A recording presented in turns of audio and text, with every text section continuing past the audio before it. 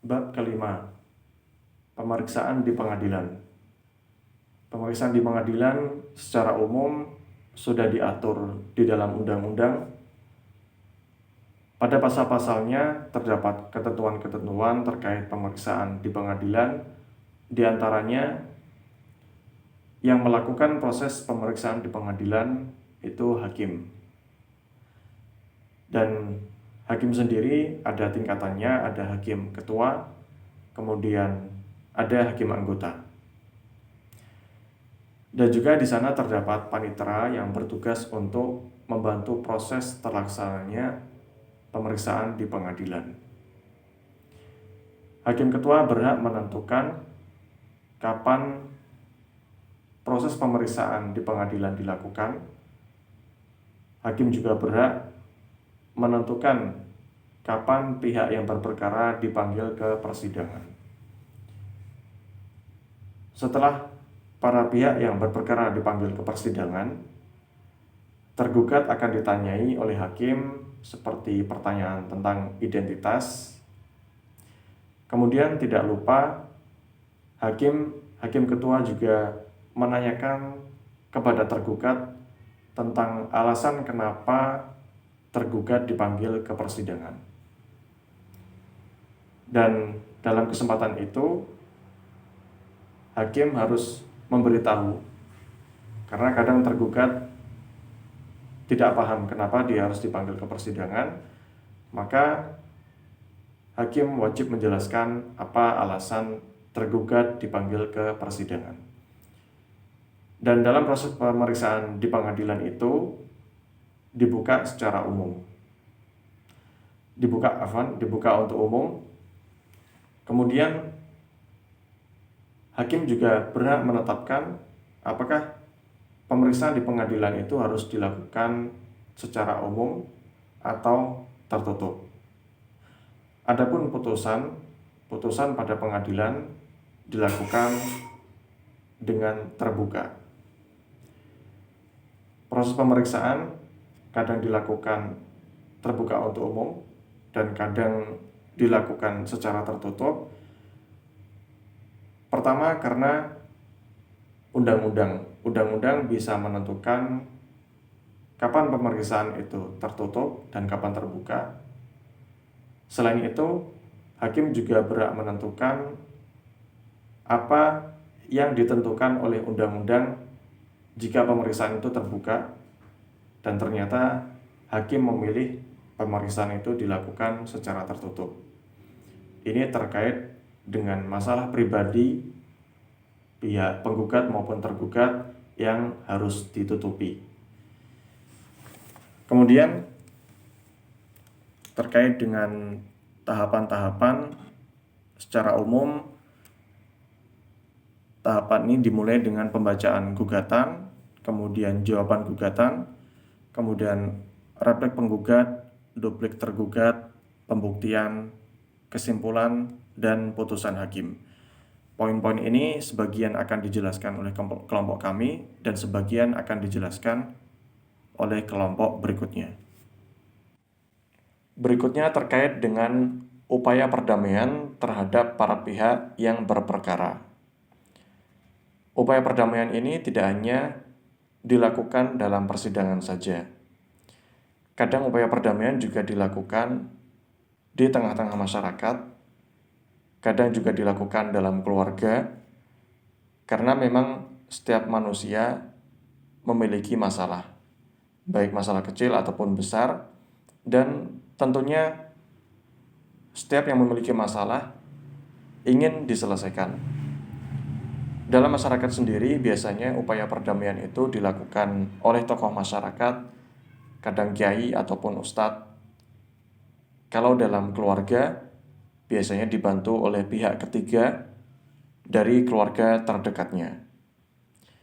Dan dalam pembahasan ini upaya perdamaian khusus dilakukan di pengadilan.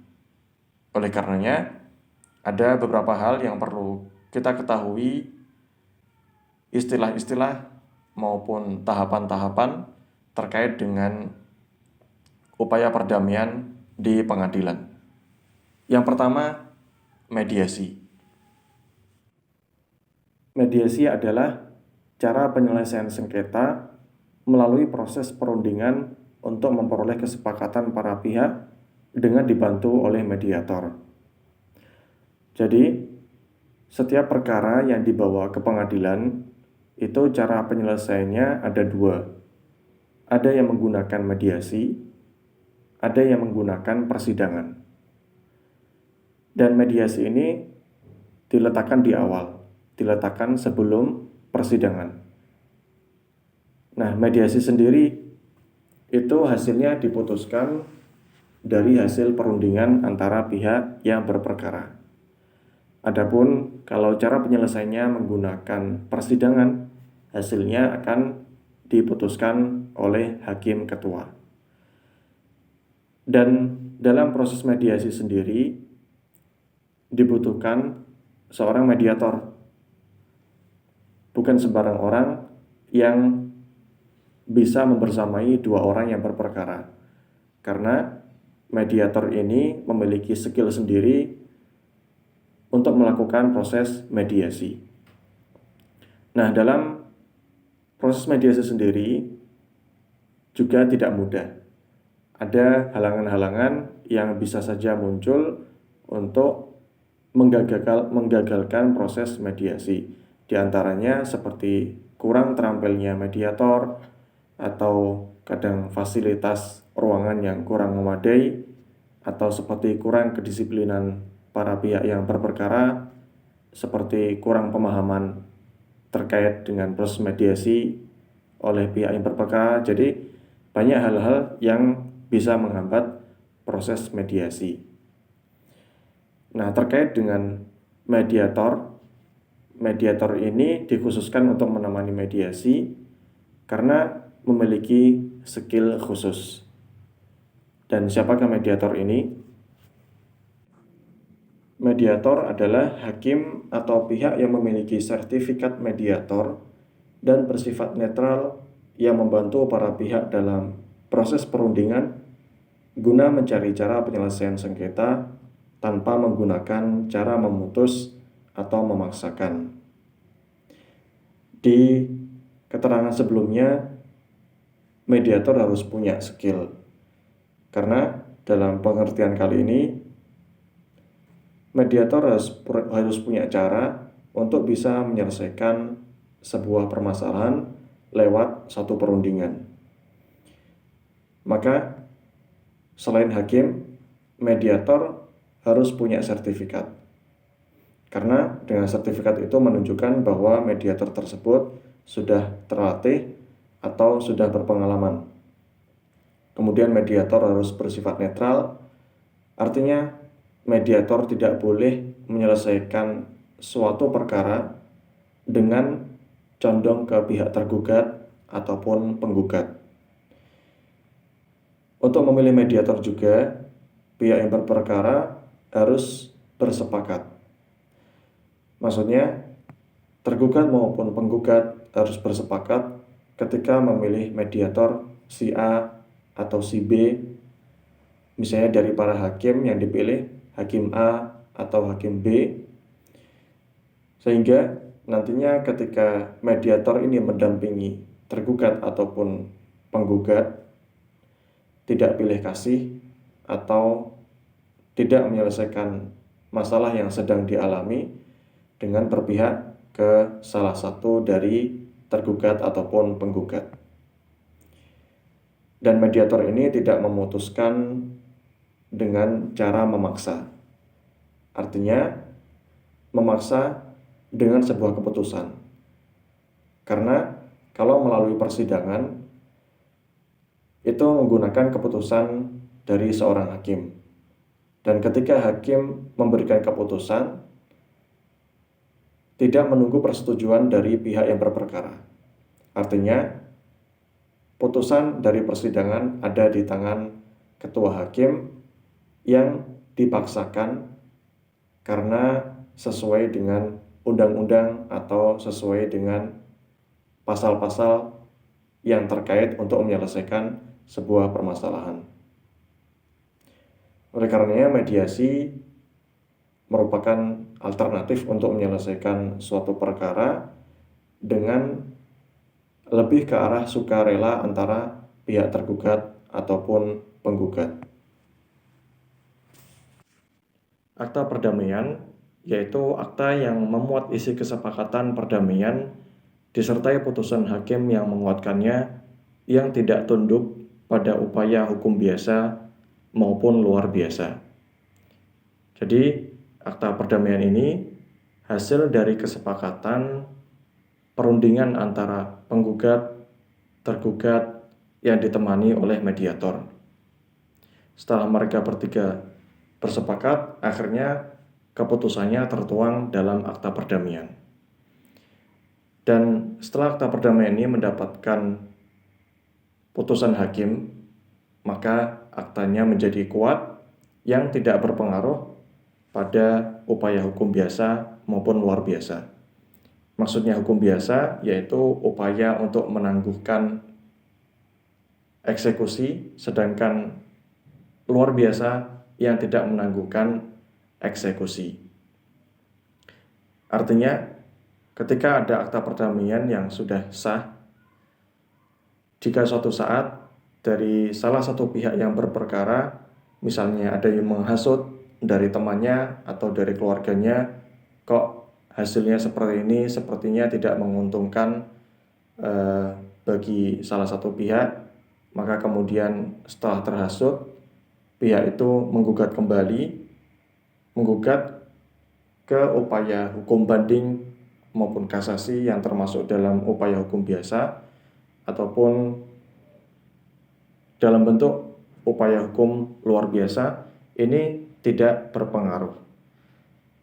Walaupun digugat ke hukum biasa maupun luar biasa, hasil dari akta perdamaian tetap bisa diberlakukan dan dilaksanakan.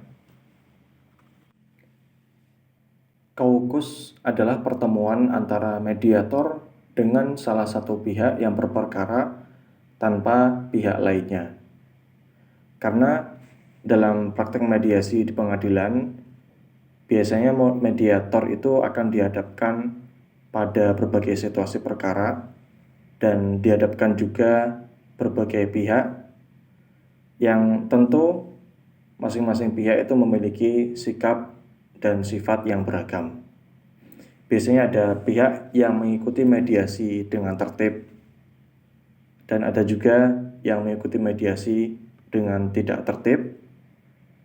Ada juga sebagian yang tidak bisa berkomunikasi dengan baik, malah terkadang ada muncul pertikaian antara kedua belah pihak. Nah, maka untuk menghadapi situasi yang seperti itu, ada salah satu alternatif dalam proses mediasi yang digunakan untuk meminimalkan keadaan yang tidak kondusif dalam mediasi, yaitu dengan memisahkan para pihak atau yang disebut kaukus ini. Jadi kaukus ini prosesnya harus terpisah, disediakan ruangan tersendiri.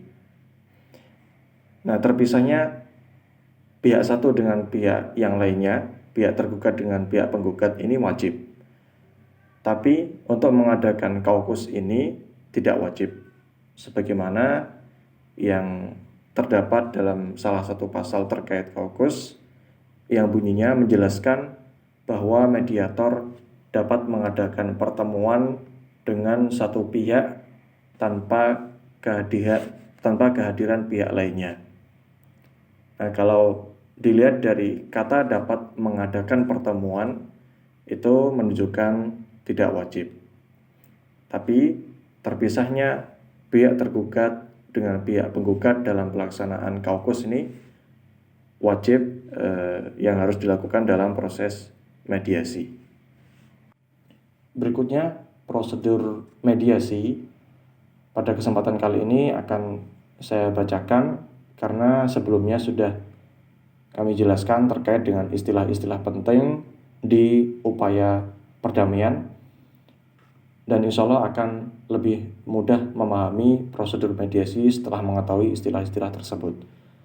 Yang pertama, tahap pramediasi, pada hari sidang pertama yang dihadiri kedua belah pihak, hakim mewajibkan para pihak untuk menempuh mediasi. Hakim menunda proses persidangan perkara untuk memberikan kesempatan proses mediasi paling lama 30 hari. Kemudian, hakim menjelaskan prosedur mediasi kepada para pihak yang bersengketa, dan setelah itu para pihak memilih mediator dari daftar nama yang tersedia pada hari sidang pertama atau paling lama 2 hari kerja berikutnya. Apabila dalam jangka waktu tersebut para pihak tidak dapat bersepakat memilih mediator yang dikehendaki, maka ketua majelis hakim segera menunjuk hakim bukan pemeriksa pokok perkara untuk menjalankan fungsi mediator. Jadi di sini hakim ditunjuk pertamanya oleh pihak tergugat maupun penggugat. Kalau mereka bersepakat, maka mediator bisa terpilih melalui kesepakatan mereka, kalau tidak yang menunjuk hakim. Kemudian tahap proses mediasi dalam waktu paling lama 5 hari kerja setelah para pihak menunjuk mediator yang disepakati atau setelah ditunjuk oleh ketua majelis, masing-masing pihak dapat menyerahkan resume perkara kepada para hakim yang ditunjuk. Mediator wajib mempersiapkan jadwal pertemuan mediasi kepada para pihak untuk disepakati. Apabila dianggap perlu, mediator dapat melakukan kaukus. Berikutnya, mediasi mencapai kesepakatan. Jika mediasi menghasilkan kesepakatan perdamaian, maka wajib dirumuskan secara tertulis dan ditandatangani oleh para pihak dan mediator. Kemudian para pihak wajib menghadap kembali kepada hakim pada hari sidang yang telah ditentukan untuk memberikan kesepakatan perdamaian. Berikutnya, mediasi tidak mencapai kesepakatan. Intinya, jika mediasi tidak mencapai kesepakatan, pihak yang berperkara harus menyatakan secara tertulis bahwa mediasi itu gagal dan bisa dilanjutkan dengan persidangan. Jika memilih untuk dilanjutkan, maka bisa dilanjutkan dengan persidangan. Kalau tidak memilih untuk dilanjutkan ke persidangan, maka penyelesaian perkara cukup sampai mediasi yang gagal tersebut. Kemudian poin E, tempat penyelenggaraan mediasi, tempatnya harus berada di salah satu ruang pengadilan agama dan tidak dikenai biaya. Jadi mediator tidak boleh menyelenggarakan proses mediasi di luar pengadilan. Yang terakhir, perdamaian di tingkat banding, kasasi, dan peninjauan kembali. Para pihak yang bersepakat menempuh perdamaian di tingkat banding atau kasasi atau peninjauan kembali wajib menyampaikan secara tertulis kepada ketua pengadilan agama yang mengadili. Ketua pengadilan agama yang mengadili segera memberitahukan kepada ketua pengadilan tinggi agama bagi perkara banding atau ketua Mahkamah Agung bagi perkara kasasi dan peninjauan kembali tentang kehendak para pihak untuk menempuh perdamaian. Hakim banding atau kasasi atau peninjauan kembali wajib menunda pemeriksaan perkara yang bersangkutan selama 14 hari kerja sejak menerima pemberitahuan tersebut. Para pihak melalui ketua pengadilan agama dapat mengajukan kesepakatan perdamaian secara tertulis kepada majelis hakim banding atau kasasi atau peninjauan kembali untuk dikuatkan dalam akta perdamaian. Kemudian akta perdamaian ditandatangani oleh majelis hakim banding atau kasasi atau peninjauan kembali dalam waktu selambat-lambatnya 30 hari kerja sejak dicatat dalam register induk perkara.